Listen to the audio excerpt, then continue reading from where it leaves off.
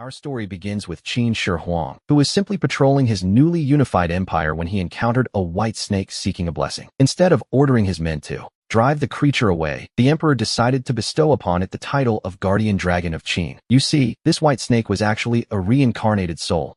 As a spirit snake who has cultivated for a century, you face two paths: the trial of the flood to become a dragon, or seeking a human's blessing. The first is the orthodox way, requiring the aid of great floods or torrential rains. If one can successfully reach the vast sea, they transform into a dragon. Of course, this requires surviving heavenly lightning strikes. If the flood fails to carry the snake to the river, the trial is lost, and one must wait another century for a single chance. To be honest, it is a grueling gamble. This is why many bridges have long swords hanging beneath them, to prevent giant snakes from destroying the structures during their ascent. Compared to that perilous path, seeking a human's blessing is a shortcut. If the person acknowledges your divinity, you can borrow their destiny to advance your power and eventually take on a human form. Once you receive that person's destiny, you must repay them with treasures or protect them from disasters to settle the karmic debt. It is a fair trade, in a way. However, if the person denies you, the blessing fails. This means the attempt was a complete disaster, and the consequences are quite severe for the spirit involved. Not only is one's power greatly diminished, but the chance to become human may be lost forever. This often enrages the spirit, leading them to seek revenge on the one who denied them. At best, the person might suffer a grave illness. At worst, their entire family is ruined. And here we see your bold plan, choosing the mighty Emperor Qin Shi Huang as your target. You exhale a thick mist toward Yingzheng, the emperor. Within moments, his entire surroundings are enveloped in a dense, white fog, obscuring everything from view.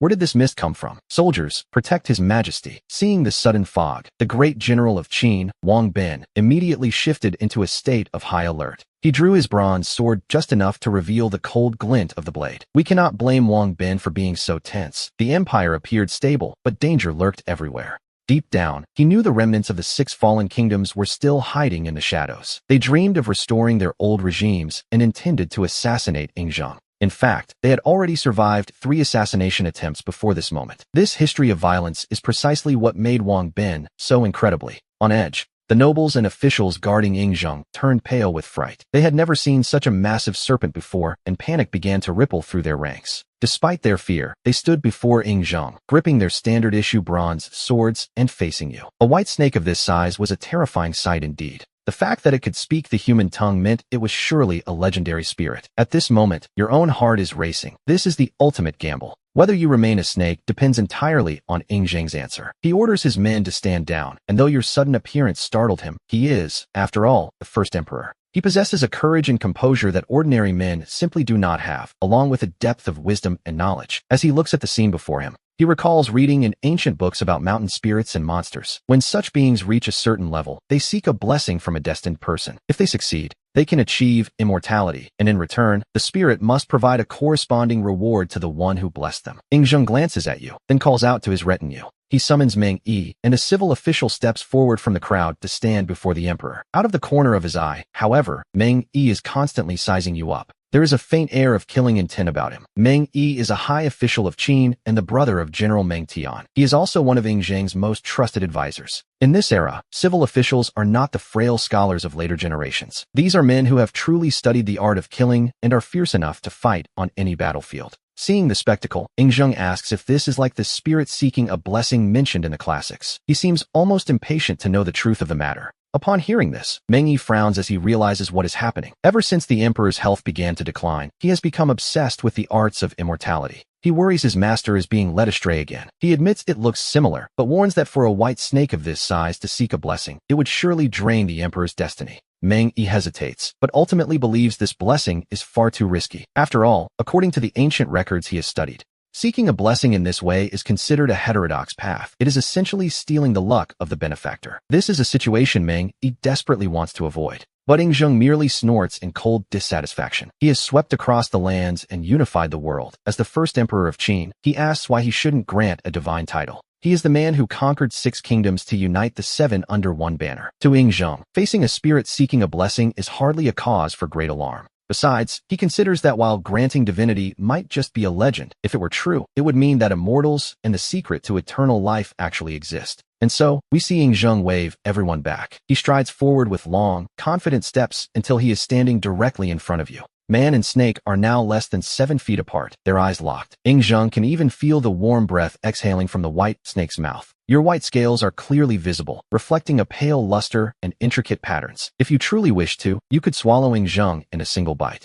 Yet, you find yourself unable to move, feeling a strange sense of trepidation. This is because you are facing the first emperor, a man of unparalleled presence. Even in his later years, Zheng possesses an unmatched aura that commands absolute awe. He declares that as the Emperor of Qin, he shall today grant a title on behalf of heaven. He declares, I grant you the title of Guardian Dragon of Great Qin. You shall guard the dragon veins of the 9 provinces, anchor our eternal destiny, and ensure Qin remains immortal. As these words leave his lips, the entire field falls into a deathly silence. Meng Yi breaks into a cold sweat, his face turning pale with sheer terror. He knows that if this blessing is real, such a heavy title could shake the very foundations of the empire's destiny. To be honest, Zheng's reward is a bit much. Even you can only stare in wide-eyed shock. You had hoped for a simple divine title, not to be named the Guardian Dragon of Great Qin, tasked with watching over the 9 provinces, anchoring the empire's fate and ensuring its immortality. It feels like he is stacking impossible burdens upon you. You can't help but shake your head with a bitter smile. You thought Zheng would be a reasonable man, but he has trapped you in a web of cosmic debt. Now, your karma with him is so deep it can't be settled anytime soon. Suddenly, a notification chimes. Host has obtained massive blessing power and established deep karma with Qin. The Great Qin National Destiny System has successfully awakened. This system is now bound to the fate of the empire. As Qin grows stronger, you will receive feedback in the form of numerous rewards and power-ups. Conversely, if Qin's destiny is severed, you will suffer a backlash. At best, your path to immortality will be cut off. At worst, your life and soul will vanish. It seems this system intends to tie you permanently to the empire, shattering your dreams of a carefree life. System rewards granted: dragon transformation art and human form technique. You also receive a marrow cleansing pill and a substitute talisman. It is quite a haul, really, but you barely have time to process it before the world changes.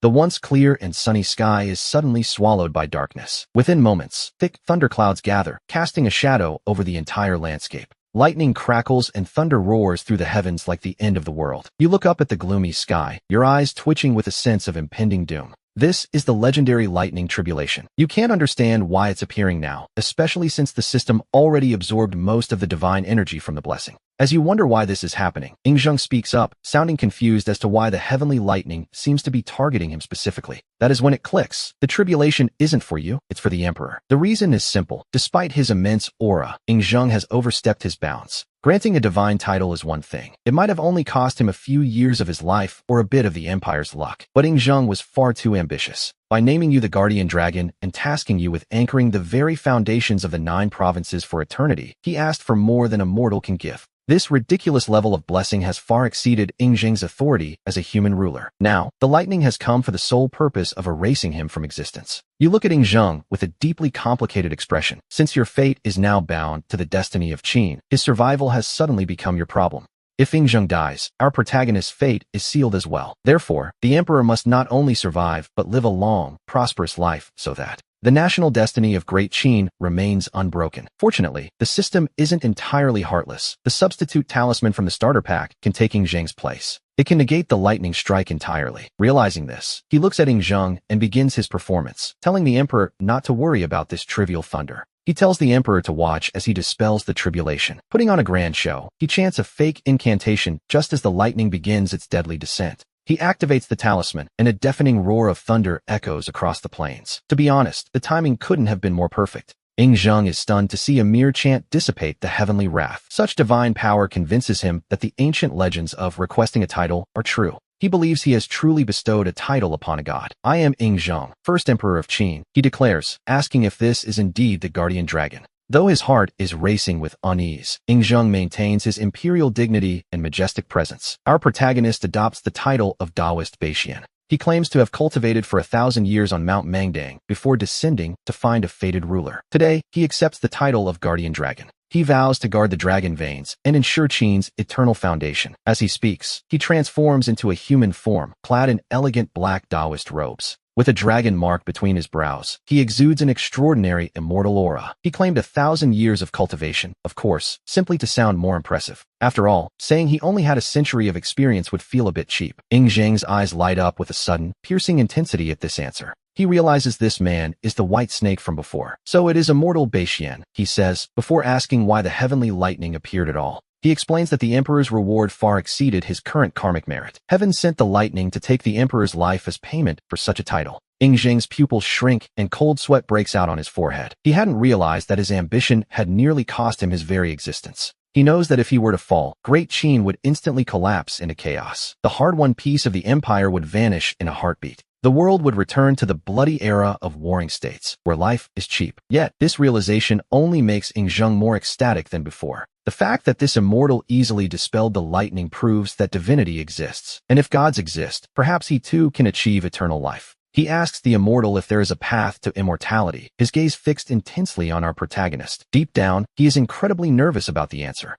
Before today, Zheng had only dreamed of immortality without much hope. His logic told him that immortals were nothing more than myths and legends. He suspected that some form of longevity might exist, and though his body was beginning to weaken, he felt he still had enough time left to find it. But the appearance of our protagonist has completely ignited Zheng's desperate hunger for the secrets of eternal life, a path he is now determined to follow. Seeing the emperor's fervent gaze, the Taoist simply shakes his head. As Zheng's face falls in disappointment, he quickly adds a small, calculated hope. He explains that while he doesn't possess a simple immortality spell, he has heard of a method that, if achieved, could rival eternal life itself. Zheng, whose hope had nearly vanished, is instantly revitalized by these words and bows deeply with the humble etiquette of a devoted student. This method is the Fortune Dynasty, a path where one strengthens the empire by absorbing the essence of other nations. As long as the empire stands, the emperor remains immortal. Eventually, the entire nation would ascend, and every citizen would become like a dragon. However, he warns that this path is fraught with immense difficulty.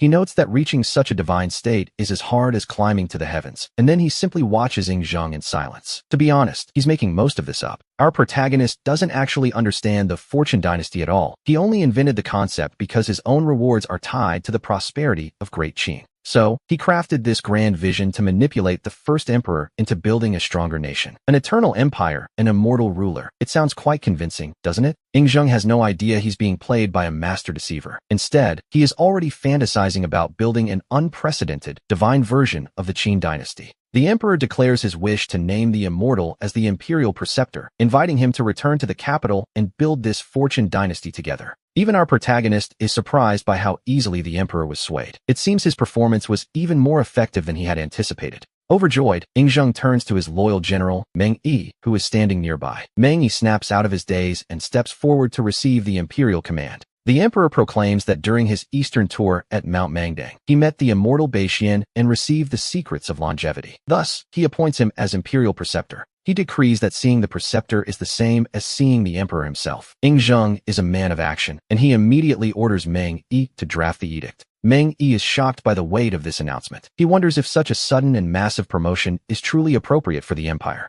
The title of imperial preceptor itself isn't the problem, as it could just be a symbolic role. The real issue lies in the authority to oversee the entire world. This means the Taoist now holds the same power as Zheng himself, effectively becoming a second emperor of Qin. It is a terrifying level of influence. The surrounding officials, hearing the decree, rush forward to beg the emperor to reconsider. They believe such a move is far too dangerous for the state. The civil and military officials fall to their knees in a wave. They hadn't witnessed the earlier miracles, only hearing Zheng's sudden decree to appoint an imperial preceptor. Naturally, they intend to oppose such a massive grant of power with everything they have. Even our protagonist is surprised by Zheng's sheer boldness in offering such a high position. The emperor's voice turns cold as he reminds Meng Yi that he was summoned to draft the edict, not to debate it. He then turns his sharp gaze toward the rest of the assembly. He asks if they are truly questioning his decision. In this moment, Zheng's regal aura sweeps over them like a physical weight, leaving the officials trembling in fear. As the ruler of the first unified empire, Zheng's word is absolute law. In the Great Qin, there is no room for dissent, and certainly no one capable of standing against him. The officials bow their heads to the ground, not daring to utter another word. The emperor then commands the army to begin the immediate return to the capital, Xianyang. Once the first emperor has made up his mind, the matter is settled. The soldiers begin reorganizing the massive procession, preparing for the long journey back to the city. Zheng turns to the Taoist and claims that since the tour was poorly prepared, the preceptor will have to endure the hardship of sharing the imperial carriage.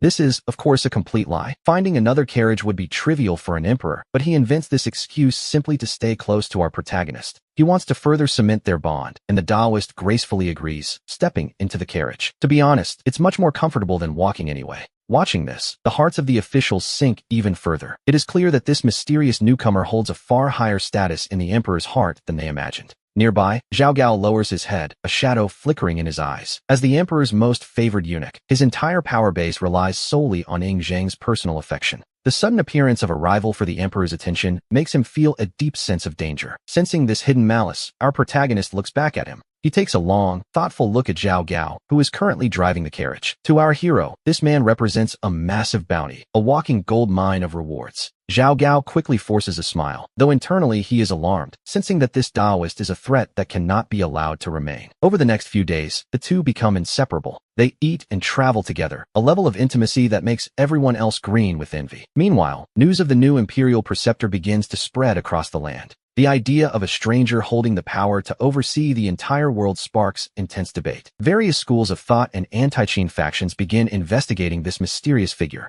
They are desperate to uncover his origins, trying to determine if he is a friend, a foe, or perhaps someone who can be bribed to their side. Their efforts, however, are destined to be in vain. Eventually, the army reaches the banks of the Wei River. Once they cross, they will finally be within the territory of Xianyang. The first emperor calls for the procession to halt and asks the preceptor if he would like to take a walk with him. It seems he isn't quite finished talking just yet. Our protagonist nods, accepting the emperor's invitation. By the banks of the Wei River, the rushing currents surge upward like a water beast stirring up a storm.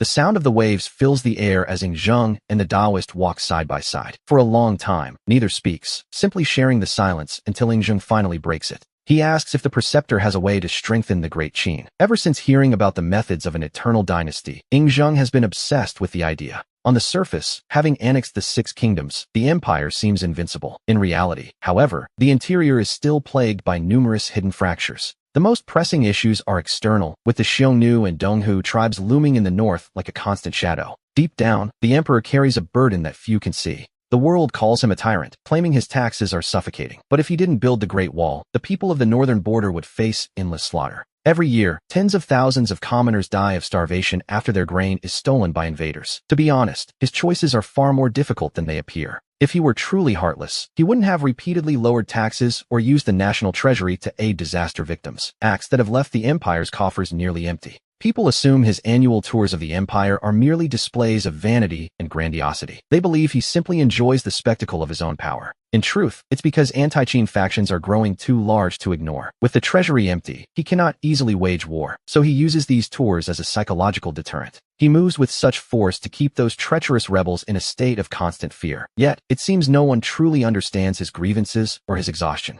Solving these problems is the only way to ensure Qin's prosperity, but he is at a complete loss. This walk is partly to clear his mind and partly a test. He wants to see what our protagonist is truly capable of. If the man only understands spiritual cultivation, then Ying Zhang will simply provide for him as a guest. But if he has real solutions, Ying Zhang will treat him with the utmost reverence. Strengthening the empire is both difficult and simple, depending on one's perspective. It boils down to 2 fronts, the internal and the external. Our hero offers to explain, starting with the external threats of the Xiongnu and the Baiwa. The Xiongnu are born to the saddle, moving like the wind. Individually, their combat prowess often exceeds that of a standard Qin soldier. This is precisely why they can raid the borders repeatedly without being eradicated. Ying Zhang is delighted to hear this analysis and asks if there is a solution. The core of the problem is that the Central Plains lack warhorses, while every Xiongnu child is raised on horseback. It's a natural advantage that is hard to overcome. They can charge and retreat with incredible speed. While the elite Qin armies are powerful as a unit, they struggle when it comes to individual, mobile combat. Their capabilities are indeed inferior to the Xiongnu, leaving the army passive against invasions. The Xiongnu avoid head-on battles, choosing instead to split their forces for raids. If you send few men, they are overwhelmed. If you send many, they simply cannot catch the enemy. It is a truly frustrating situation. And so, the dilemma remains. Just as Ying Zhang is about to ask our protagonist for a solution, Zhao Gao interrupts with news that Su Fu has refined a golden elixir of longevity. At the mention of Su Fu and his elixir, Ying Zhang instinctively frowns. In earlier years, Su Fu had gained favor by treating the emperor's chronic headaches. Because of this, he was appointed as the chief alchemist, responsible for refining the emperor's elixirs. Knowing Ying Zhang's obsession with immortality, Su Fu had boldly claimed there were divine mountains across the sea inhabited by immortals who surely possessed the tree of eternal life. Consequently, he was given the resources to search. He even claimed to have found the entrance to these mountains. Though half skeptical, Ying Zhang spared his life to continue the work, and now, Su Fu has actually produced a longevity pill. Yingzheng wonders if heaven is finally blessing Qin, first with a preceptor and now with this elixir. This realization leaves Yingzheng visibly moved as he orders Zhao Gao to bring Su Fu forward. A longevity pill? To be honest, it sounds more like a death sentence. Hearing Zhao Gao mention Su Fu and his supposed miracle medicine, our protagonist cannot help but scoff inwardly at the absurdity of it all. As a traveler from the future, he knows better than anyone that Su Fu lacks the skill to create true longevity. This so-called golden elixir is likely nothing more than a common alchemical stone pill made from expensive herbs and heavy metals, processed through dubious methods. When these elements are fused together, they form a toxic concoction. Historical records suggest these formulas often included over 40 different ingredients, categorized into 3 grades. The superior grade was said to allow one to ascend to divinity, yet the components mentioned were almost entirely composed of dangerous heavy metals. These substances possess neurotoxic and hallucinogenic properties, leading the user to believe the medicine is working. It is, in essence, a deadly addiction. This explains why Yingzheng, after consuming these toxins, didn't punish Su Fu but instead allowed him to lead 3,000 youths out to sea. It all comes down to a simple lack of scientific knowledge. And then, Su Fu arrives, bowing deeply as he greets the emperor. While we watch the emperor reflect, Zhao Gao leads Su Fu into the presence of Yingzheng. Su Fu begins his performance, claiming that thanks to the emperor's great fortune and his own tireless work, refining the mixture for 81 days, he has finally produced a batch of golden elixirs. He wishes the emperor a life as eternal as the heavens and a dynasty that lasts for 10,000 generations. Su Fu is truly a master of the craft of lying. That is, spinning these tall tales without even pausing for breath before presenting the elixir. Yingzheng's expression remains unchanged by the flattery, and he simply signals Zhao Gao to bring the elixir forward. He takes the jade bottle from Zhao Gao's hands and pours out a single golden pill, holding it up to examine it closely. We have to admit, Su Fu certainly has some skill when it comes to appearances. From its outward look, the pill is quite impressive. It carries a faint medicinal fragrance and even glimmers with a subtle golden light under the sun. Not bad at all. It matches the descriptions in the ancient texts perfectly. Yingzheng is visibly satisfied, and a rare smile even begins to grace his face as he considers this a great achievement. Su Fu quickly adds that while this pill can extend one's life, true immortality requires a journey to the divine mountains across the sea. This time, he claims he only needs 3,000 young boys and girls to bring back the secret of eternal life. Seeing that Yingzheng is pleased, Su Fu immediately drops to his knees to beg for permission to set sail. Just as Yingzheng is about to agree, our protagonist speaks up and disrupts the moment. He warns the emperor that the so-called divine mountains are nothing more than a scam. Furthermore, he declares that this elixir won't extend life, but is actually a poisonous pill that will take it. He waited for the right moment to expose the plot. This revelation hits the room like a sudden tidal wave. Su Fu is instantly outraged, shouting, "Insolence! Where did you come from?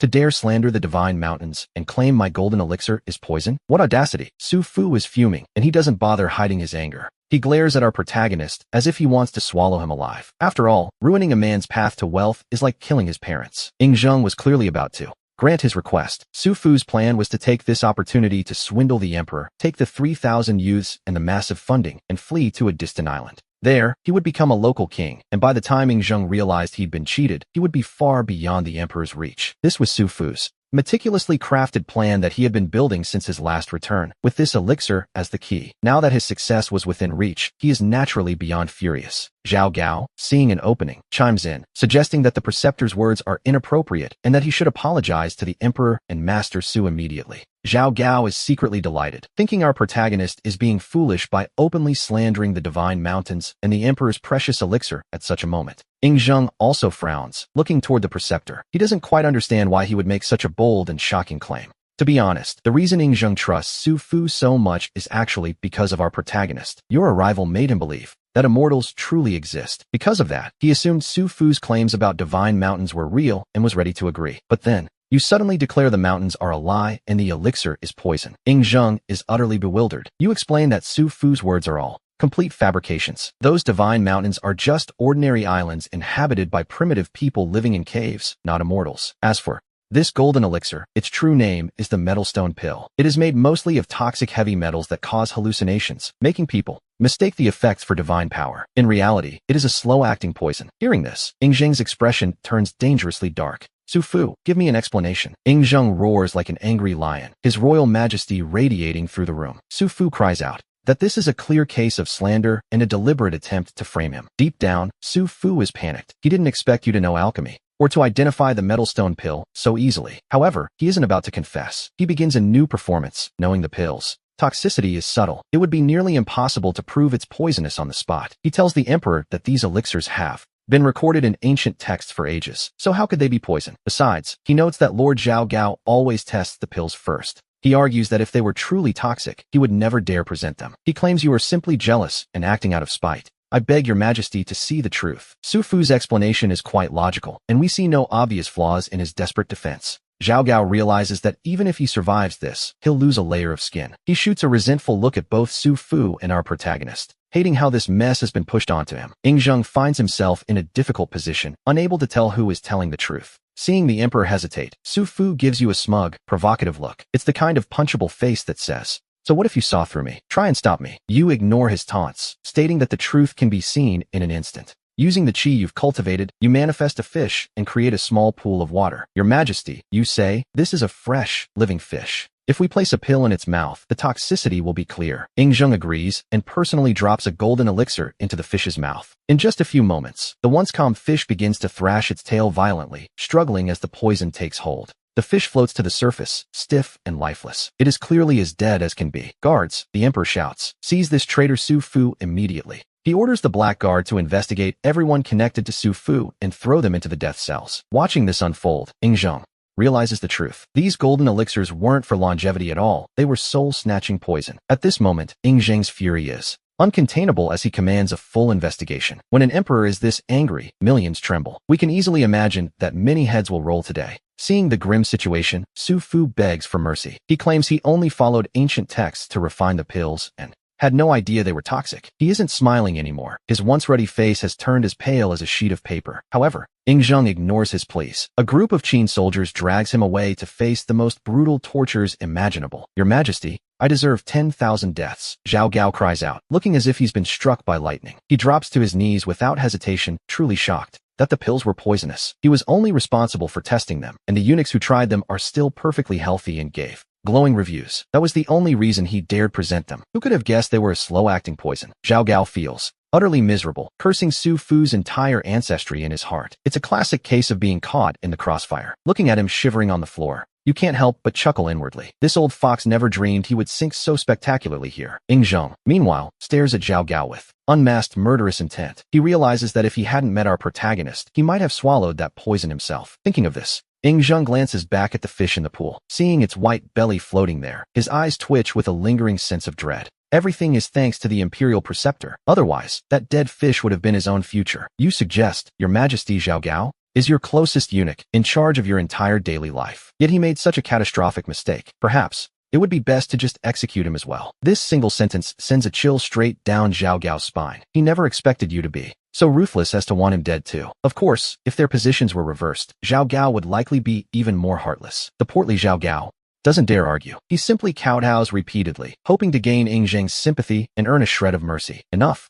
This matter does not concern you. Withdraw. Zheng looks at him deeply, ultimately deciding not to kill him, as Zhao Gao was also deceived. Zhao Gao is truly innocent in this specific matter, having been caught in a disaster he didn't seek. Besides, the emperor has used him for many years, and despite his flaws, he is sufficiently obedient and useful, which is enough for now. Thank you, Your Majesty, Zhao Gao says with a trembling voice as he stands up. His forehead is already covered in bruises and streaks of blood, yet he doesn't dare wipe the wounds, choosing instead to withdraw with extreme caution. He knows that although Zheng said nothing more, a seed of doubt has been planted in the emperor's heart. His favored status will likely never be the same, and even his position as the prefect of the palace stables is now in jeopardy. Once he finally leaves the area, Zhao Gao clenches his fists, his eyes filled with a venomous resentment. Meanwhile, the news that Su Fu's golden elixirs were poisonous has sent the emperor into a towering rage. He immediately orders a thorough investigation of all alchemists in Xianyang, a move that sends shockwaves through the city. Ever since Su Fu supposedly cured the emperor's chronic headaches and gained his favor, the practice of alchemy had flourished throughout the land. As we often see, when the ruler leads, the people follow. This led to alchemists gathering in Xianyang from everywhere, with many officials forming close ties to them just to stay informed about the emperor's whims. Now, knowing Zheng is purging the alchemists, these officials fear they will be dragged down by association. On the other Side of the palace. Emperor Yingjing's expression remains grim. He never imagined such a traitor was hiding right beside him, especially one he trusted so deeply. Having consumed many of Su Fu's pills previously, he realizes with horror that his body must be riddled with toxins. Your Majesty, this is a marrow-cleansing pill. You explain that it has the power to cleanse the marrow, invigorate the blood, and expel all poisons from the system. It can effectively flush out the toxins within him. With a bit of reluctance, you pull out the pill. This was a reward from the system, and it is certainly no ordinary item. If you weren't worried that Yingjing's early death might cause the Qin dynasty's fate to collapse, you wouldn't be so willing to part with it. A marrow-cleansing pill, Yingjing asks, still feeling a lingering fear of medicine, but seeing your obvious pain at giving it up, he remembers you are the guardian dragon of Qin. You would never harm him. Thus, Yingjing takes the pill from your hand. As they say, without comparison, there is no way to see the truth. Su Fu's pills only had a faint scent and a dull golden luster, but this marrow-cleansing pill is crystal clear and radiates an incredibly rich medicinal fragrance. Even more miraculous is that under the sunlight, one can see the legendary pill veins flowing within it. We transition now to the following scene. Yingjing looks around, asking the servants why they've arrived and where the imperial preceptor has gone. They explain that the preceptor has already returned to the carriage palace. He had instructed them to help the emperor wash and change his clothes. It is only then that Yingjing realizes his skin is covered in a sticky, dark substance. This foul-smelling sludge is exactly what the preceptor described, the toxins finally leaving his body. Relieved, he hurries them to clean him. Meanwhile, back at the carriage palace, the preceptor is silently circulating his dragon transformation art, passing the time with his cultivation. A system notification chimes, congratulating him for aiding the emperor. And here, we take a brief moment to remind you to like and subscribe if the journey continues. Your support through likes and subscriptions truly helps us bring more of these tales to life. It really does make a difference. We appreciate you being part of this journey with us as we follow the fate of the Qin dynasty. Stay tuned for more. Every bit of support helps the channel grow and allows us to continue the narration. We thank you for your presence. Don't forget to join us for the next chapter of this epic tale. Your engagement is what keeps the story moving forward. We are grateful for every subscriber who follows along with our narration. It is a pleasure to share these stories with you. Make sure to hit that notification bell so you never miss an update. We look forward to seeing you in the next part of the legend. Thank you for watching and for your continued support of the channel. We continue our journey with Yingjing, a clear mirror reflecting the past. As we move forward, Yingjing truly needs your support. We welcome you to subscribe to Yingjing and join our community. Because, to be honest, Yingjing needs you. It is your support that keeps us going. We warmly welcome you to subscribe. Here at Yingjing needs you. Your support is vital, and we welcome you to subscribe to Yingjing.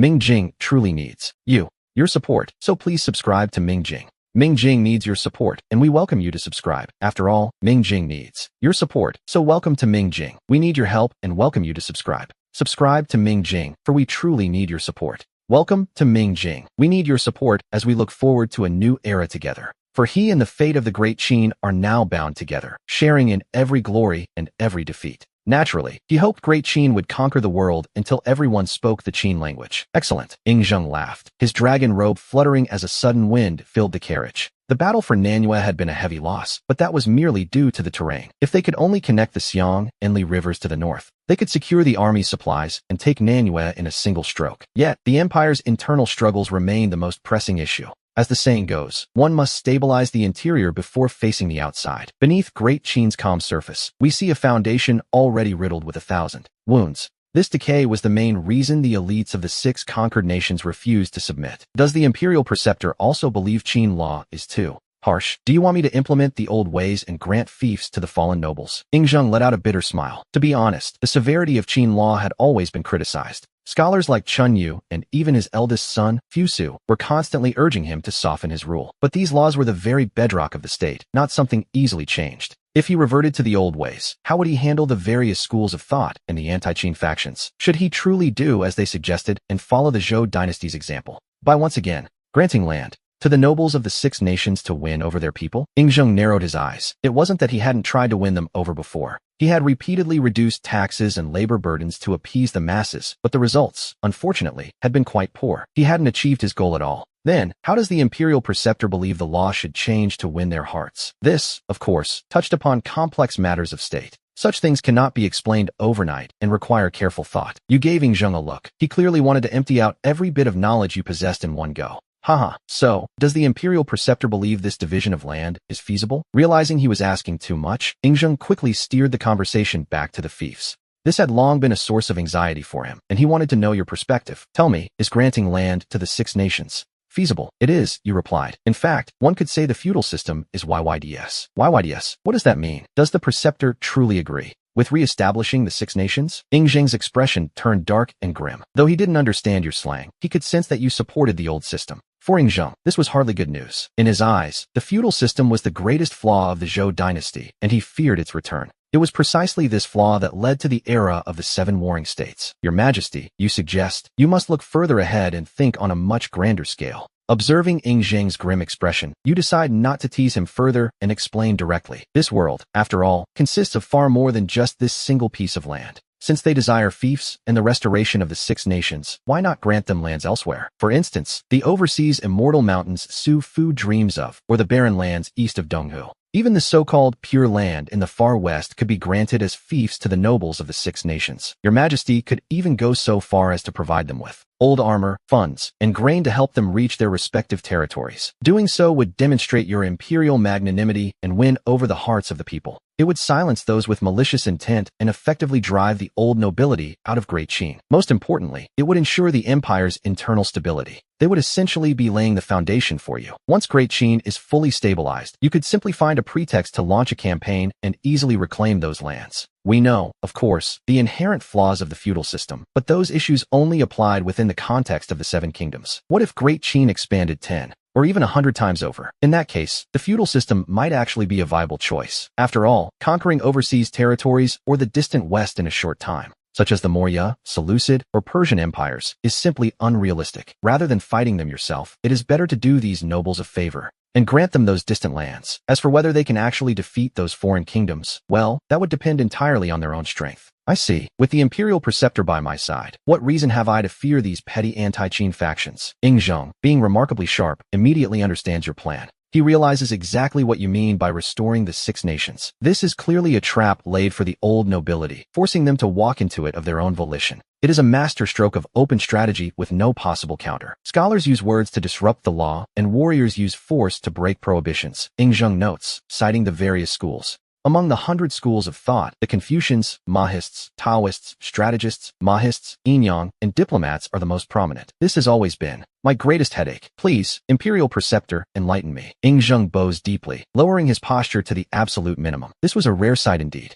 Since unifying the world, this was the first time he had sought guidance with such humility. If anyone else had witnessed this, they would have been utterly shocked. This is the Emperor, after all. He was known for being forceful and dominant. The idea of ending the independent lineages of the 100 schools to claim their talents for the state was a perspective Zheng had never heard before. He falls into deep thought. Does the preceptor mean that I should follow the example of Li Si and Chun Yu and summon the talents of all schools to serve as court officials? We see that Great Qin's left chancellor, Li Si, was originally a student of Confucianism before turning to legalism and finally entering the Qin court as an official. Then there is Chun Yu, a great scholar of the Qin who also hails from the Confucian school. His seniority actually exceeds that of Li Si, giving him immense prestige among scholars. Zheng considers your words carefully. He assumes you are suggesting he used Li Si and Chun Yu as templates to recruit all the talents of the 100 schools into the government. But that is not it at all. You explain that Li Si and Chun Yu are unique cases driven by personal ambition, which lacks universal applicability. You shake your head, dismissing his idea.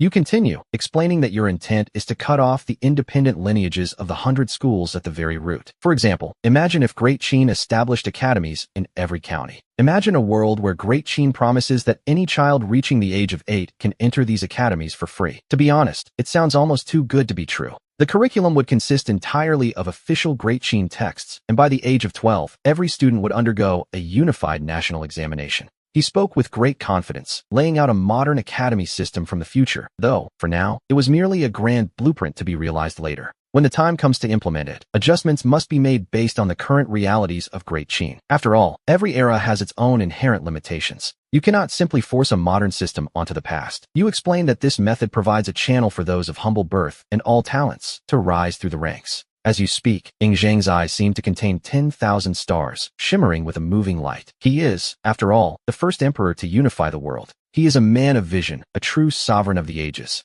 We know this system took thousands of years and many sages to refine into its final form. Yet, despite the limitations of his own era, Zheng is different. The moment you reveal the secret, he immediately grasps 70% of its profound implications. It truly shows just how formidable the first emperor really is. He remarks that a single conversation with you is worth 10 years of study. However, he notes that expanding these academies nationwide will require immense time and energy. And there is a more critical issue, the Confucians. They hold a dominant position in the hearts of all educated men, and they are not exactly your biggest fans. The Confucians are deeply dissatisfied with the unification of script and measurements, believing the emperor is destroying the cultural heritage of the 6 nations. They refuse to serve him. Zheng frowns as he thinks of the troublesome Confucians. You simply smile and tell him not to worry. You will handle the Confucian school yourself. With total confidence, you accept the task, and Zheng is now completely won over. From this moment on, he treats you with the formal etiquette of a devoted disciple. Meanwhile, the golden elixirs refined by Su Fu are revealed to be poisonous, sending the emperor into a rage. He immediately orders the Black Eyes platform to investigate. The investigation into the alchemists begins in Xianyang. Suddenly, the entire city is on edge, and we see the scholar Chun Yu pacing restlessly as tension grips every corner. A group of Confucian scholars has gathered, their faces etched with panic and unease. They curse Su Fu as a fool for daring to present poisonous elixirs to the emperor.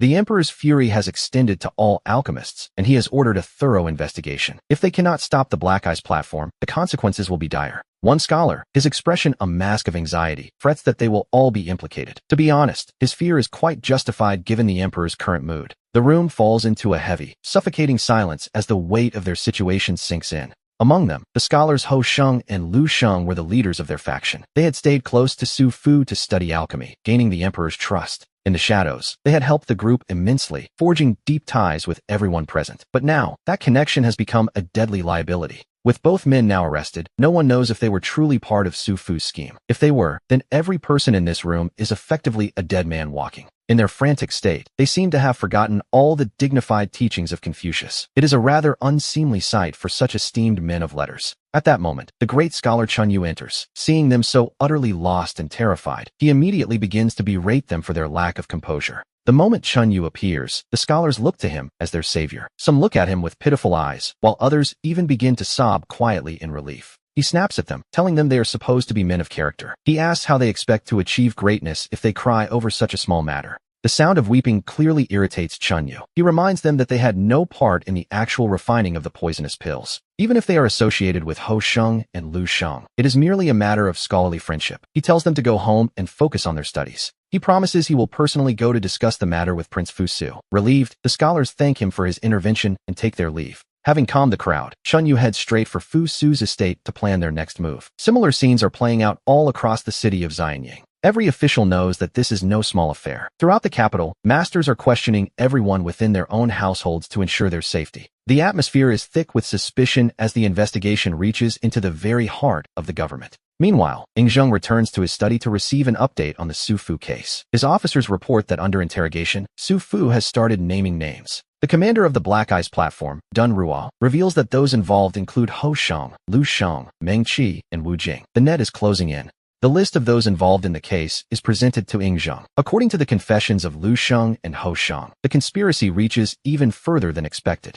It seems a total of 460 scholars and officials are implicated. Zheng raises an eyebrow, asking to see the written confessions immediately, a gesture that bodes ill for many. He hadn't expected so many people to be involved. As he reads through the testimonies, his anger only intensifies. It turns out these men had been quite busy insulting him behind his back. To be honest, their boldness was nothing short of suicidal. He orders that by noon tomorrow, Su Fu is to be executed by dismemberment at the city gates. As for the rest of the conspirators, they are to be buried alive as a warning to all. A suffocating, murderous aura begins to radiate from the emperor, filling the entire room. Dun Ruo, the commander of the Black Eyes platform, feels an instinctive shiver run down his spine. He quickly takes his orders and departs to carry out the grim task. To the northeast, we find one of the palaces closest to Zheng, a place where carved dragons and painted scenes radiate the full, majestic essence of imperial power. Inside this majestic hall, we find our protagonist sitting cross-legged, practicing the art of the painting dragon. His divine powers might have been borrowed by that troublesome system,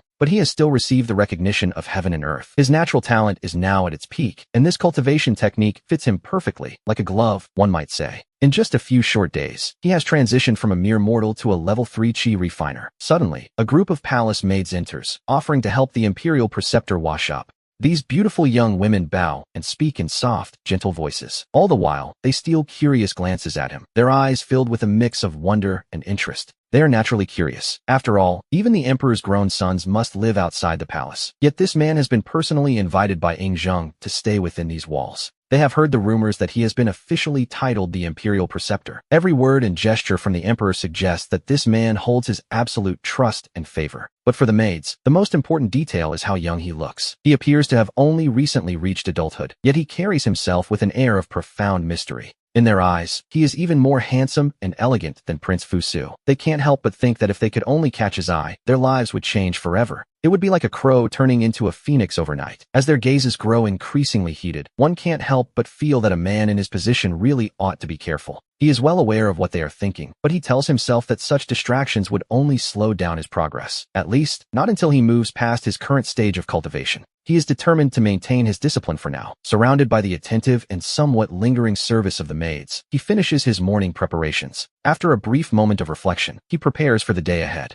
Normally, the emperor should be heading to the Kirin Hall for the morning court assembly. However, he is coming here instead, leaving everyone to wonder what he needs from our preceptor. You may rise, Zheng says, nodding dismissively before turning his full attention to our protagonist. Imperial Preceptor, did you sleep well? Is there anything here not to your liking? The fact that the emperor's first words are a personal inquiry, delivered with an unprecedented gentleness, confirms everyone's suspicions. It seems Zheng's priorities have shifted significantly. Instead of heading to the morning court, he came straight to the Qingtian Palace. This level of concern for the preceptor's daily comfort shows just how much he respects him. To be honest, the onlookers are utterly stunned by this display of imperial favor. They have never seen the emperor act quite like this before. The head attendant, Tai Jian, trembles with regret, fearing the emperor might be angry that the service wasn't perfect. If he had known the preceptor was this important, things would be different. He tells himself he should have ignored the preceptor's modest requests and sent the most beautiful maids in the palace to serve him. It matters not, Zheng remarks calmly. The preceptor is an immortal who has attained the Tao. Why would he care for mere physical beauty? Zheng doesn't blame the staff. He simply finds the preceptor's lack of interest natural. In the emperor's eyes, this man is a divine dragon, a true immortal who wouldn't be swayed by common charms. Is the preceptor not awake yet? He asks. I shall wake him at once, the old servant replies. The servant hurries off, desperate to rectify the situation before the emperor loses his patience. The crowd's hearts race as their awe for the imperial preceptor reaches a new peak. This is treatment without precedent. Even the emperor's favorite son, Hu Hai, wouldn't dare keep him waiting. Your Majesty, it is nearly the hour of the rabbit, Zhao Gao whispers, noting that the ministers have been waiting outside the palace gates for quite some time now. He suggests that the emperor should perhaps head to the Kirin Hall first while he stays behind to wait for the preceptor. It is a subtle, almost jealous attempt to move things along. Zhao Gao, are you telling me how to conduct my affairs? Zheng's voice is suddenly as cold as ice. The sound of knees hitting the floor follows immediately as Zhao Gao collapses in terror. This servant deserves death, Zhao Gao cries, pressing his forehead to the ground. Zheng gives him one chilling look and says nothing more, leaving the official shivering in the silence. Without an order to rise, Zhao Gao remains prostrate, his resentment toward our protagonist growing by the second. To be perfectly honest, his grudge has now surpassed his hatred for the Ming brothers. The preceptor has officially become his #1 enemy. Meanwhile, outside the Kirin Hall in Xianyang Palace, the hour of the assembly has already passed. The civil and military officials are all gathered, their faces masked with confusion. According to every precedent, Zheng has never once been late for a court session.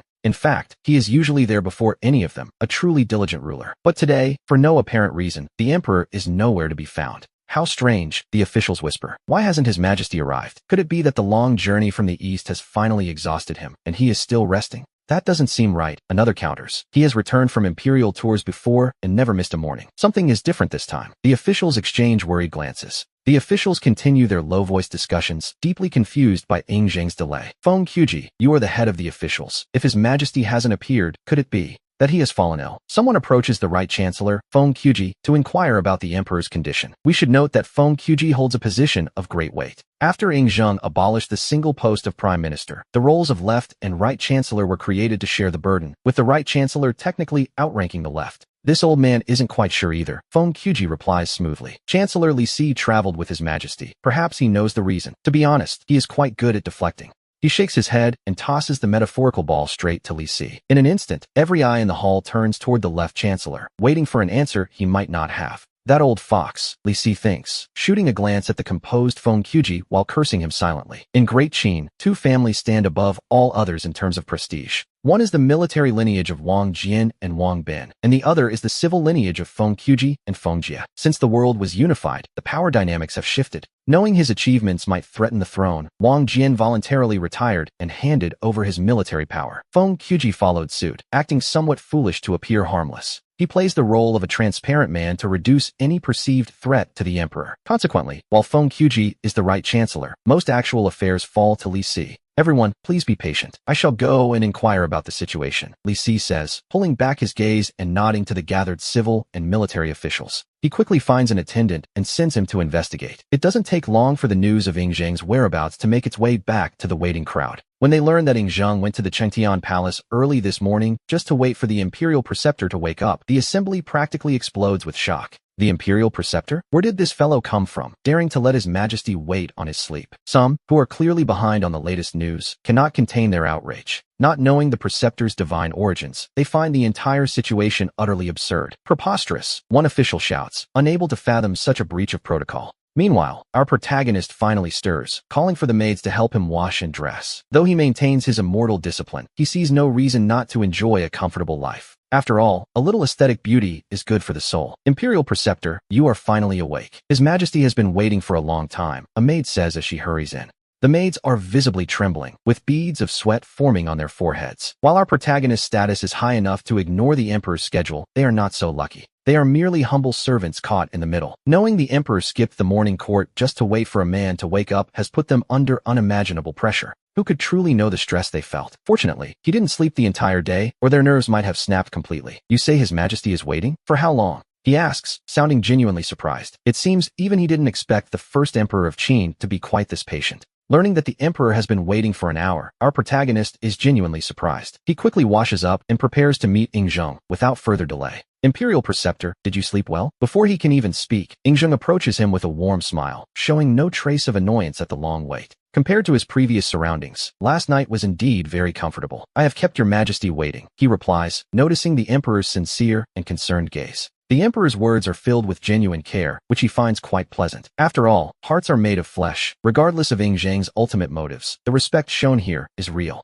This level of high regard and deep affection from the ruler of Qin is something quite It is a rare display of favor that would make anyone pause. Ing Zheng then smiles and leads the way toward the Kirin Hall, leaving a group of eunuchs and maids standing there, completely frozen in shock. This is the first Emperor of Qin, the man who unified the 7 kingdoms, yet he personally invited a guest to share his imperial carriage, and even let him board first. To be honest, this doesn't fit Ing Zheng's usual persona at all. Outside the Kirin Hall, the civil and military officials have been waiting for over an hour, and many are visibly displeased. They wonder why an outsider with no known achievements has the right to make them wait, and the reason that he was simply sleeping is almost too much to bear. This single act of tardiness has caused more than half the officials to feel a deep sense of resentment toward this new Imperial Preceptor. Yes, first impressions are everything. Hostility begins to brew in the shadows. Meanwhile, Zhao Gao arrives at the hall ahead of the party and officially opens the massive doors of the Kirin Hall. The officials immediately straighten their expressions and file in. Welcome, Your Majesty, they shout in unison as they take their designated positions, while Zhao Gao announces the arrival. A moment later, Ing Zheng and our protagonist enter side by side. The officials are stunned. Who is this man daring to walk shoulder to shoulder with the Emperor? They realize this must be the Imperial Preceptor, but he looks incredibly young. Some dismiss him as a mere boy who must have used some sort of sorcery to bewitch the Emperor. As the officials' minds race with suspicion, Ing Zheng leads our protagonist directly up the 9 levels of the high platform to the very pinnacle of power. Someone, bring a desk for the Imperial Preceptor and place it right next to mine, Ing Zheng commands, ignoring the collective gasps of the crowd. He pays no mind to their bewildered stares, ordering the eunuchs to set the table so that the preceptor can sit as his equal, which, naturally, is a massive breach of tradition. The officials begin to imagine all sorts of wild scenarios to explain this. Zhao Gao, meanwhile, keeps his head low and hides his trembling hands inside his sleeves. He is gritting his teeth in silent fury. He never expected Ing Zheng to value this newcomer so highly in such a short time. Intense jealousy is beginning to warp his composure. We see the high-ranking officials, from Li Si and Feng Jie to Meng Yi and Nei Shitong, all sizing our protagonist up, though they are wise enough to keep their mouths shut.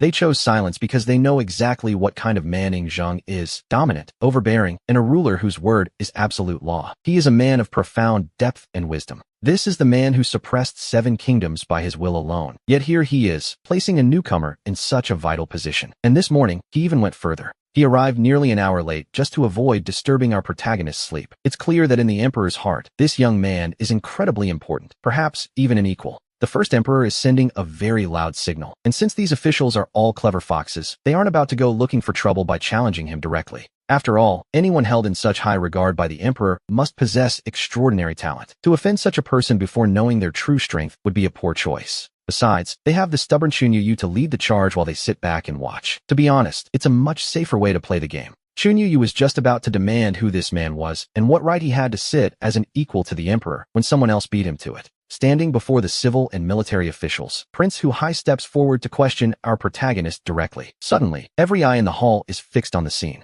Hu Hai is Ying Zheng's 18th son and his most pampered child. No one expected that before the scholars could speak, the young prince would jump out first. This is the famous Hu Hai, the man destined to become the second emperor of Qin.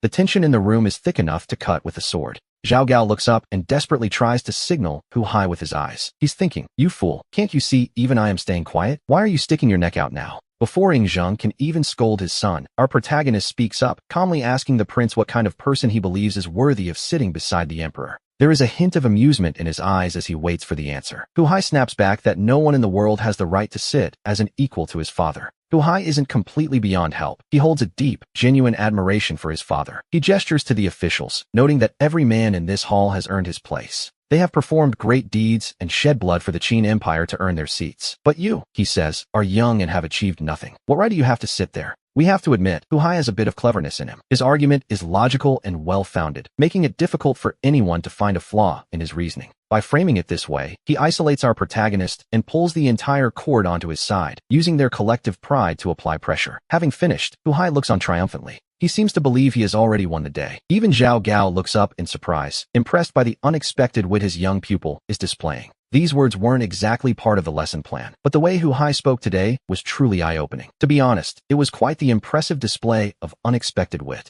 Even Li Si and Meng Yi were taken aback, never imagining that the usually playful and stubborn Hu Hai could produce such a logical argument. At the same time, they all turned their gaze toward our protagonist, curious to see how he would handle the prince's interrogation. In an instant, he became the center of attention. Ying Zheng was about to speak, to explain on his behalf, but our protagonist declined the help. After all, why let someone else take the credit for a perfect moment of showmanship? He noted that while the Great Qin exists because of the emperor, he himself can grant the emperor eternal life and ensure the empire never fades. He calmly asked if that was enough to earn his seat. Naturally, the room erupted in cries of absurd and arrogant. Hearing such bold claims, many officials lost their composure and began to criticize him. They told him he had quite the nerve to make such an outrageous boast. Hu Hai was delighted, declaring that if the man couldn't prove it today, he would execute this pretender on his father's behalf. Deep down, the prince thought the man was simply seeking death. He couldn't believe anyone would be foolish enough to claim they possessed the arts of immortality. Our protagonist simply told them to keep their eyes wide open and watch closely. Because, as he put it, this next move was going to be very impressive. As the light dissipated, we see our protagonist surrounded by a golden bell, looking like a divine figure walking among mortals. The sight was absolutely dazzling. How is this possible? They wondered. The visual impact of this inconceivable scene was so great that it immediately sent a shockwave of disbelief through the civil and military officials. Hu Hai's eyes nearly popped out of his head. He rubbed them over and over, unable to believe what was happening right in front of him. It was a perfectly ordinary reaction to the extraordinary, really. In his panic, the prince actually tripped over his own feet and fell flat on his backside, completely dazed. Seeing him in such a pathetic state, the officials couldn't help but sneer inwardly. It seemed Hu Hai was still the same old Hu Hai, perhaps capable of a brief flash of cleverness, but ultimately lacking true substance. Ying Zheng hadn't said a word the entire time, but seeing Hu Hai lose his composure and fall into such a mess over a simple display, the emperor felt a deep sense of dissatisfaction. When the already flustered Hu Hai caught his father's undisguised look of disappointment, his youthful face turned as pale as a sheet of paper. He looked utterly soul-crushed. Suddenly, a voice called the display a laughable folk trick that might fool others, but not a scholar. Seeing that Hu Hai was useless, the stubborn Chunyu launched his own attack, immediately dismissing the golden bell shield as nothing more than a common illusion. He insisted it was a fake and refused to believe his eyes. Sensing the intense hostility coming from this man, our protagonist could already guess his identity. This was Chunyu, one of the 9 ministers of Qin, a chief scholar, and the teacher of the eldest prince, Fu Su, and he was far from finished. Chunyu, a chief scholar of the Great Qin's imperial library, stood tall and puffed out his chest, proudly announcing his full name and title to the room. Chunyu? Never heard of you, our protagonist replied, purposely drawing out the words. Just as the scholar was basking in his own self-importance, the tone shifted. Where did a nobody like you come from, daring to question me? Insolence, the old man barked. He reminded everyone he was one of the 9 ministers and a high-ranking scholar. He was the mentor to the eldest prince, Fu Su. How dare you openly mock me? Chunyu stared him down, his face wrinkling into a grimace of pure rage. If looks could kill, our protagonist would have died 100 times over by now. But then, a voice boomed. The only ones being insolent here are you lot. It was the emperor, the ruler of all under heaven. He asked if they truly thought he had grown so old and senile that he couldn't tell truth from lies, or if they felt the need to question the imperial preceptor's abilities on his behalf. Ing Zhang's roar echoed through the hall until his was the only voice left. I am now announcing to you all, he shall be the imperial preceptor of Qin, to guard our empire's eternal prosperity. Any further objectors will be executed. Using his absolute authority, Ing Zheng ended the confrontation with Chunyu. A tangible killing intent filled every corner of the palace, making everyone present feel as if they had fallen into a pit of ice. Not bad, old Zheng, our protagonist thought, giving the domineering emperor a mental thumbs up. Minister Li Si greets the imperial preceptor, the official announced. Seeing how fiercely Ing Zheng protected the newcomer, Li Si was the first to pivot and show his support. Minister Feng Quji greets the imperial preceptor, followed another. Meng Yi greets the imperial preceptor. Neishi Tung greets the imperial preceptor. With Li Si and the others leading the charge, the rest of the court hurried to follow suit, terrified that being a second too slow might cost them their heads. Even though Chunyu was simmering with resentment, he chose to remain silent under the emperor's icy gaze. Just when everyone thought the matter was settled, another voice suddenly rang out, drawing everyone's attention. Father, Su Fu's crimes in concocting fake elixirs deserve death, but the many scholars involved were merely caught up in his wake, the voice pleaded. Their crimes do not warrant death. I implore your majesty to execute the ringleaders, but spare the rest, to show your imperial mercy. It was the eldest prince, Fu Su, who stepped forward and bowed deeply to Ing Zheng. While Fu Su had his doubts about our protagonist, he was far more concerned with the scholars caught in Su Fu's mess. Your Majesty, aside from the scholars Ho and Lu who participated, the others are facing a disaster they didn't cause. I beg for a lighter sentence, he continued. We beg for your Majesty's mercy. Following Prince Fu Su's lead, a crowd of scholars began to step forward one after another to plead for their lives. In total, the Su Fu case involved 468 people. Among them, 369 were scholars from all across the land. Among those gathered, 99 were Confucian scholars, and it seemed Ho Sheng was desperately trying to escape his own guilt by shifting the blame. Enough, the emperor roared. You keep claiming these scholars were merely caught up in Su Fu's mess and suffered an undeserved disaster. But do you have any idea how they speak of me behind my back, or what they say about our great Qin? Ing Zheng looked at his son with eyes full of disappointment and rage. He had placed such high hopes on Fu Su, yet the prince remained obsessed with benevolence, utterly lacking the decisive ruthlessness a true emperor requires. To make matters worse, Fu Su sided with Chunyu in demanding a return to the old feudal system, a move that would shake the very foundations of the empire. We should note that while Fu Su's pursuit of kindness wasn't entirely wrong, since a nation built only on blood and iron cannot endure forever, he had forgotten that an emperor must also be able to strike. He was like a tiger without its claws, a king of beasts in name only, unable to command the world. It was a simple enough lesson, yet one that Fu Su seemed completely unable to grasp. And so, the argument continued. I may not understand everything, father, but I know that slaughter cannot last forever, Fu Su argued. The hearts of the 6 conquered nations have not yet returned to us, and the Confucians are the most prominent school of thought in the land. He stubbornly continued to plead for the scholars. Our protagonist couldn't help but think that Fu Su was being incredibly foolish, a real father-pitter, as they say. It was no wonder a single fake decree from Zhao Gao would eventually lead to his downfall. Watching Fu Su clash with Ing Zheng, our protagonist simply shook his head. If Great Qin were handed over to someone like Fu Su or Hu Hai, it would be doomed. He decided then and there that he had to prevent such a disaster. Meanwhile, Ing Zheng was reaching his breaking point. He hadn't expected his eldest son to defy him so repeatedly, showing a complete disregard for the bigger picture. It was beyond foolish. It was the kind of soft-heartedness that gets people killed. Just as Ing Zheng was about to banish Fu Su from Xianying to make him wake up, he heard our protagonist's inner thoughts. This brought the emperor a sudden sense of relief. Yes, of course, he had his imperial preceptor. Preceptor, what is the meaning of this? Fu Su asked, knitting his brows and turning his gaze toward our protagonist. Exactly what it sounds like, he replied. I am saying you are soft-hearted, foolish to the extreme, and nothing more than a polished exterior with a hollow core. The faces of everyone in the hall turned pale at those words. Although Ing Zheng hadn't named an heir, Fu Su was the eldest son, and famous for his morality. Many officials supported his claim to the throne, yet here was our protagonist, treating the prince as if he were utterly worthless. The audacity was staggering. "How dare you?" Chunyu shouted, defending Prince Fu Su's reputation for benevolence, wisdom, and filial piety against such insults. He stepped forward to scold our protagonist, as Fu Su was his most prized student and the very foundation of his own pride. He simply couldn't tolerate such slander. But instead of arguing, our protagonist moved with blinding speed, closing the distance until he stood right before Chunyu. It was a shocking sight, a seemingly harmless imperial preceptor resorting to violence over a mere disagreement, and doing so right in front of the emperor. To strike someone in such a solemn imperial court was practically treasonous, yet Zheng didn't even flinch at the display. It was clear just how much favor and indulgence the emperor granted him. "You dare hit me?" Chunyu stammered, completely dazed by the heavy blow. Blood trickled from the corner of his mouth as he collapsed. Without a word, our protagonist drew the sharp blade from his waist.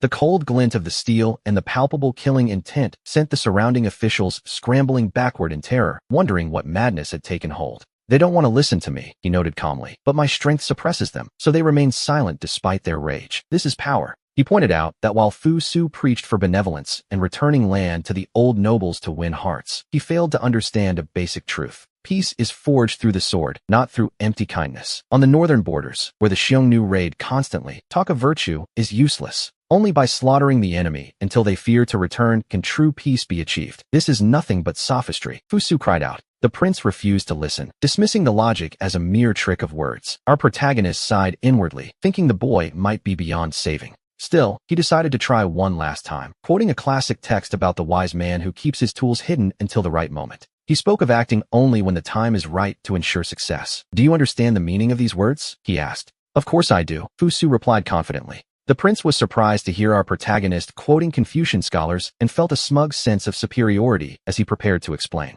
To be fair, Fu Su was genuinely talented and knew the classics by heart, reciting the origin of the quote with perfect precision. "Then do you know the most important lesson behind it?" our protagonist pressed. Fu Su hesitated, suggesting it was about seizing fleeting opportunities. He had never truly looked deeper into the intent. "Wrong," our protagonist countered. "The most important part of that lesson is the man himself." He explained that a wise man keeps his tools hidden, for only with true strength can one seize an opportunity and soar when the moment finally arrives. Without that strength, talking of grand ideals is nothing but an empty facade that leads to zero achievement. "You claim to follow Confucianism," our protagonist challenged. He pointed out that if Fu Su didn't even grasp the core essence of those teachings, his words were hollow, causing the prince's face to pale as sweat beaded on his forehead. For a long moment, Fu Su stood there in stunned silence. The other scholars wanted to intervene, but seeing the cold glint of our protagonist's sword, they thought better of it. None of them dared to utter a single word. As for Chunyu, the combination of that heavy blow and the sheer humiliation was simply too much for him. The scholar's blood boiled with rage until he simply fainted away. "Go back and rewrite every Confucian classic," our protagonist commanded the dazed prince. He told him to annotate every sentence with his own reflections and not to return until he truly understood them. With that, he turned to leave the hall.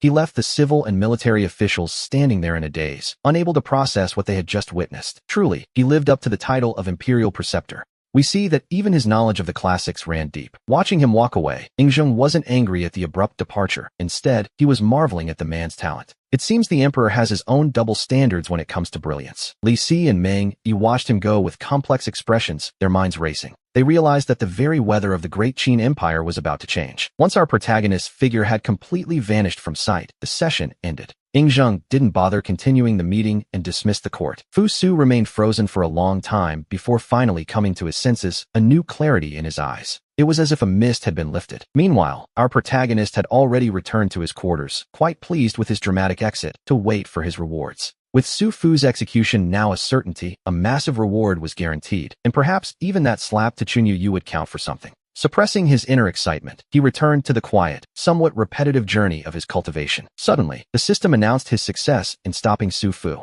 By preventing Fu Su's exile to the borders, the destiny of Great Qin had been bolstered, granting him the powerful feedback of the Great Achievement level. He had unlocked the Iron Cloth technique. As one of the 4 divine arts of the Shaolin Temple, reaching mastery meant his body would be covered in a golden aura, making him immune to any blade or spear. He also received spiritual essence water, a source filled with ancient energy that could extend life and improve one's physical constitution if consumed regularly. Finally, he gained the Encyclopedia of Herbs, allowing him to instantly master the effects and identification of every medicinal plant under the sun. This knowledge also allowed for the perfect fusion of various medicinal herbs into potent pills, and he even received a premium beef hot pot from the immortal realm. This divine hot pot contained the finest cuts of beef and was a true delicacy of the human world. After reviewing this wave of rewards, our protagonist didn't hesitate to master both the iron cloth technique and the Encyclopedia of Herbs. Instantly, his mind was flooded with a vast wealth of botanical knowledge, while his body tensed as his muscles rapidly contracted and expanded. It was as if his entire frame were being draped in a thin, gauze-like layer of golden light. He experimentally struck his own chest twice, producing a metallic clanging sound like stone hitting iron.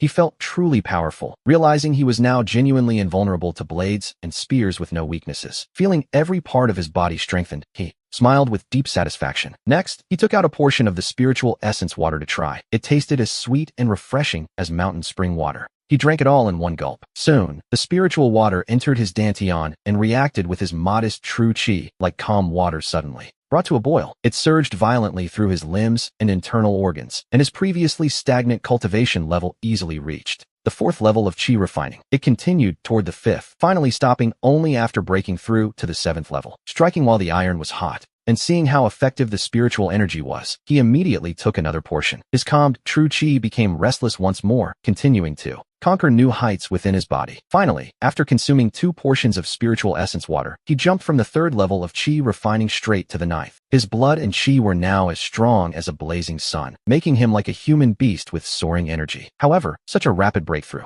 meant the spiritual energy in his body was drained. Since he hadn't yet transcended his mortal needs, he naturally had to replenish his energy through food. Conveniently, the system had rewarded him with that beef hot pot. He ordered his servants to prepare a pot immediately, and once everything was ready, he pulled the system-rewarded beef out of thin air. "Imperial Preceptor, if I may be so bold, what meat is this?" asked the head eunuch. Li'er, who was waiting nearby, he began to panic, though not because of our protagonist's seemingly divine and magical methods of conjuring items. The servants knelt on the ground, their faces pale with terror. Ever since the reforms of Shangyang, the Qin state had relied on oxen for farming. To protect these strategic resources, Qin had established incredibly harsh laws. According to Qin law, all cattle in the country were inspected and ranked 4 times a year. Those with excellent results were rewarded, but if the oxen grew thin or injured, the responsible officials faced heavy fines and floggings. After Yingzheng unified the world, he added a new decree. Anyone caught killing, selling, or eating beef would be executed on the spot. This rule effectively forced beef out of the market, leaving mutton and dog meat to become the dominant staples of the era. Yet here he was, not only preparing to eat beef, but doing so openly right under Yingzheng's nose, a move that seemed almost suicidal. As the emperor's favorite, he might survive such a transgression, but these poor servants feared they would be the ones to pay the price. Looking at the panicked Li'er, our protagonist finally realized he was in the Qin dynasty, not the modern world where beef is a common meal.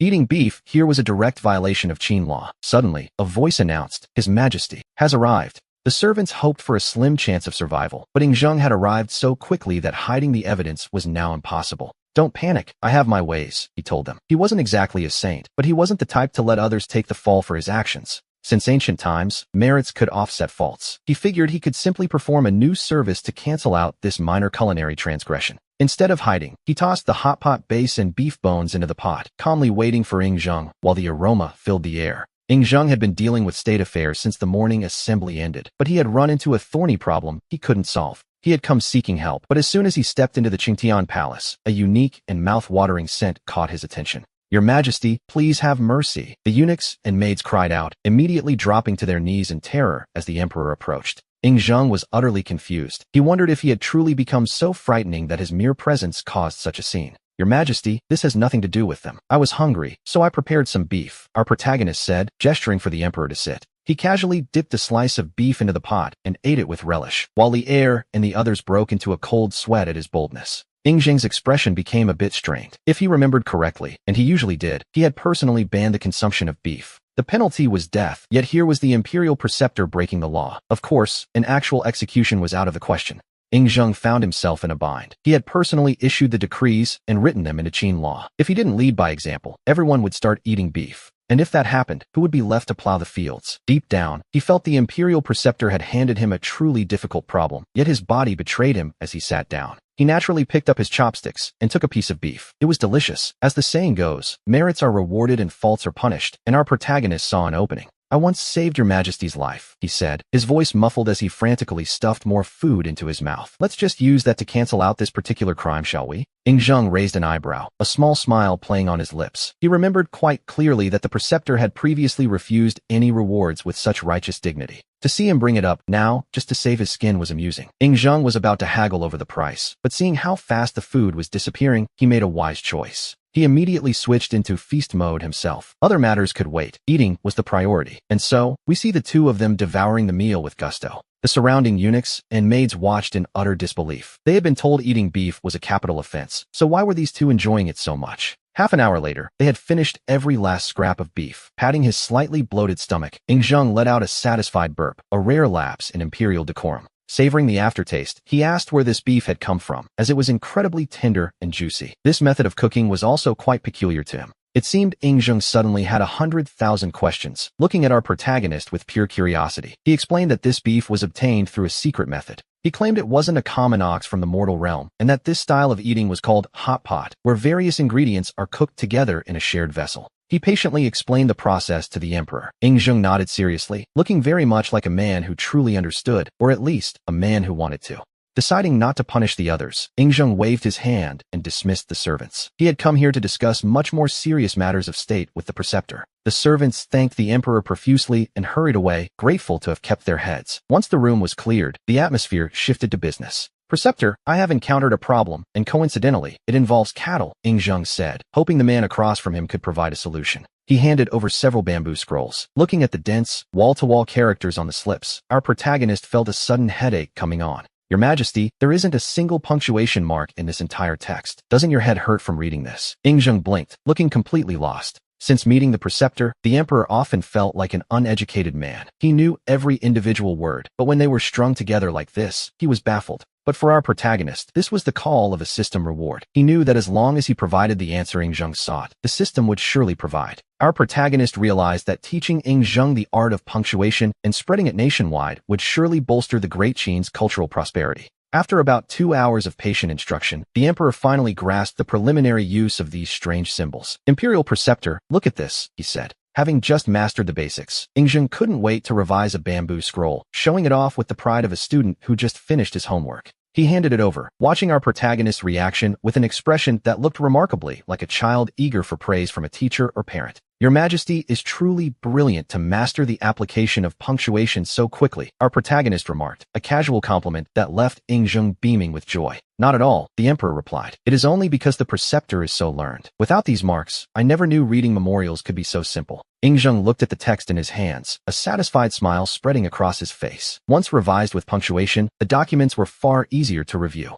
The text was now clean, organized, and quite comfortable to read. Preceptor, if you don't mind, I intend to promote this system to the entire world in your name. He wanted every soul in the land to use these marks. Our protagonist simply nodded with a smile. After all, he had no reason to refuse such a generous offer. Deep down, he wanted his knowledge to be used by everyone to strengthen the Qin's destiny and, more importantly, to trigger those sweet system rewards. Excellent, Zheng exclaimed, taking one last self-satisfied look at his punctuated scroll before turning his attention back to the more pressing matters at hand. Preceptor, it is currently the season for spring plowing, but we have a severe shortage of oxen. Local officials are all asking for more livestock, but our supply is limited. Zheng began to vent his frustrations. Since he had unified the 6 states and quieted the Xiongnu, the world had technically found a moment of peace. However, successive years of droughts and floods had left him deeply troubled. To save and resettle the refugees, he had practically emptied the imperial treasury. Despite his efforts, many still called him a tyrant, a label he didn't bother to explain away, knowing it was mostly the work of bitter remnants from the fallen states. These rebels were busy deluding the ignorant masses, but the empty treasury remained a grim reality. And now, the spring plowing presented a critical test. If the oxen weren't in place, the autumn harvest would inevitably suffer. A drop in grain production meant they would face a massive food crisis by next year. If another natural disaster struck, this vicious cycle would leave the people starving, a recipe for disaster in any era, to be perfectly honest.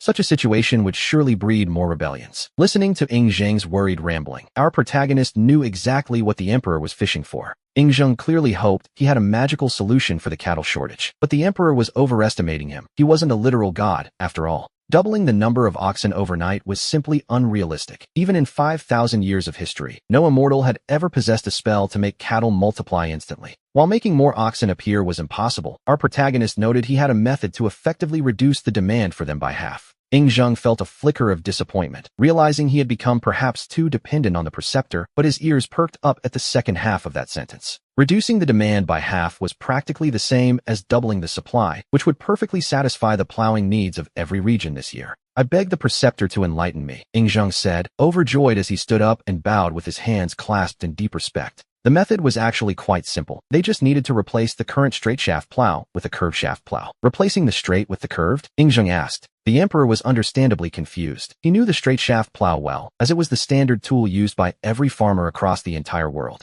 This traditional method required 2 oxen to pull a heavy horizontal bar, along with at least 3 or 4 strong men to manage the team. One man led the oxen while others controlled the depth and direction of the blade, a clumsy process necessitated by the straight shaft's rigid design. Because it was so heavy and straight, the blade often slipped out of the soil as the oxen moved, making it difficult to turn or plow deeply. Between the shortage of oxen and the sheer weight of the equipment, even with 4 men working together, the amount of land they could plow in a day was pitifully small. But the curved shaft plow our protagonist mentioned was something entirely unheard of. The idea was to curve the main beam of the frame. This simple adjustment meant a task that once required 2 oxen and 4 men could now be done by a single man and 1 ox. To be honest, it was a revolution. The efficiency of this new tool would be double, or perhaps even triple, the speed of the old ways. With this, the preceptor would surpass the agricultural school of thought to become a saint of farming, and the Great Qin would reap a massive harvest of public support. However, the straight shaft plow had been used for centuries, and no one had ever seen a curved version. Despite his excitement, Zheng felt a bit uneasy.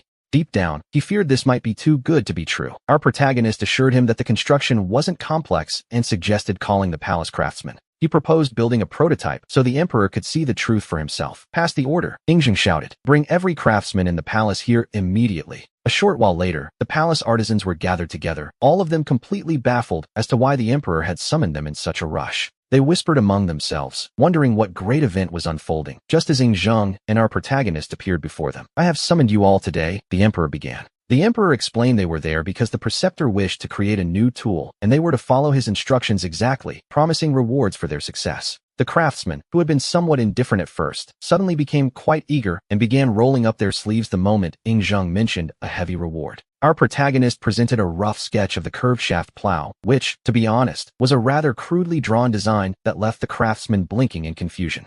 They stared at the drawing, their eyebrows twitching. If the preceptor hadn't been there to explain it, they might have mistaken it for a child's random scribbles. Fortunately, with his guidance and their superb skills, the construction wasn't overly difficult, as the curved shaft plow didn't actually require any complex techniques. After working together for over an hour, the first generation of the curved shaft plow was officially completed, marking a significant moment in agricultural history. This tool, which historically wouldn't appear until the Tang dynasty, was now entering the world 900 years early. Zheng stared at it with wide eyes. He felt a mix of excitement and nervous anticipation. He had watched the entire process, and the result seemed far less magical than he had originally imagined. It looked like a simple modification of the straight plow, with nothing particularly exotic about it, making it hard for Zheng to believe it was truly as miraculous as claimed. Our protagonist noted that since the prototype was ready, they should find a field to test its effectiveness immediately. Let the results speak for themselves, he suggested. He was also quite excited, knowing that introducing this technology so early would surely bring a massive wave of rewards and prestige to the Great Qin. Zheng quickly chose a nearby plot of land and led the group out of the palace. Now, as the ruler of a nation, his every move was watched by countless eyes. The fact that he had summoned all the craftsmen and was now heading out in a grand procession meant that news of the event spread through the capital instantly. The information flew into the homes of the high officials, reaching the residence of the chancellor, Li Si. He found the emperor's behavior quite peculiar. He wondered why the emperor, having just returned from his eastern tour, was suddenly gathering craftsmen to build something. Li Si frowned, trying to guess the intent. As a minister, trying to read the emperor's mind was a dangerous game. If you guessed wrong, you might face ruin, but if you didn't try to understand him, you were equally lost. It was the classic dilemma of serving a powerful ruler. One must always be prepared with the right answer, or face the consequences of being out of step. Just then, a servant announced that Zhao Gao, the prefect of the palace treasuries, was requesting an audience. Li Si wondered what he could possibly want now. Li Si instinctively frowned at the name. Zhao Gao was known to be a treacherous and sycophantic man who had become quite arrogant after gaining the emperor's trust. He was notorious for his corruption and for forming factions for his own gain, a man who had once been caught in his misdeeds by the official Mengyi. The officials had demanded Zhao Gao be sent to the death cells, but the emperor had ultimately protected him, forcing the man into a period of quiet submission. As the emperor grew older and his health began to decline, the vacant seat of the crown prince became a target for Zhao Gao, who served as Hu Hai's teacher. Meanwhile, the eldest son Fu Su was devoted to Confucianism, obsessed with abolishing the prefecture system in favor of returning to the old Zhou dynasty feudalism. This created a sharp conflict with legalist scholars like Li Si who championed the current system, leading to an irreconcilable rift between the chancellor and Fu Su. Sensing this tension, Zhao Gao set his sights on Li Si, hoping to join forces to support Hu Hai in the bitter struggle for the imperial succession. However, fighting for the throne was a gamble involving the lives of one's entire clan, and Li Si was not a man to agree to such risks lightly. Furthermore, while Hu Hai was certainly favored by Ying Zheng, he was still seen as a pampered child compared to his elder brother. For these reasons, Li Si had repeatedly rejected Zhao Gao's advances, preferring to stay safe in his role as the Great Qin's chancellor of the left. After a long moment of silence, Li Si finally decided to see what Zhao Gao wanted and told his servant to show the man in.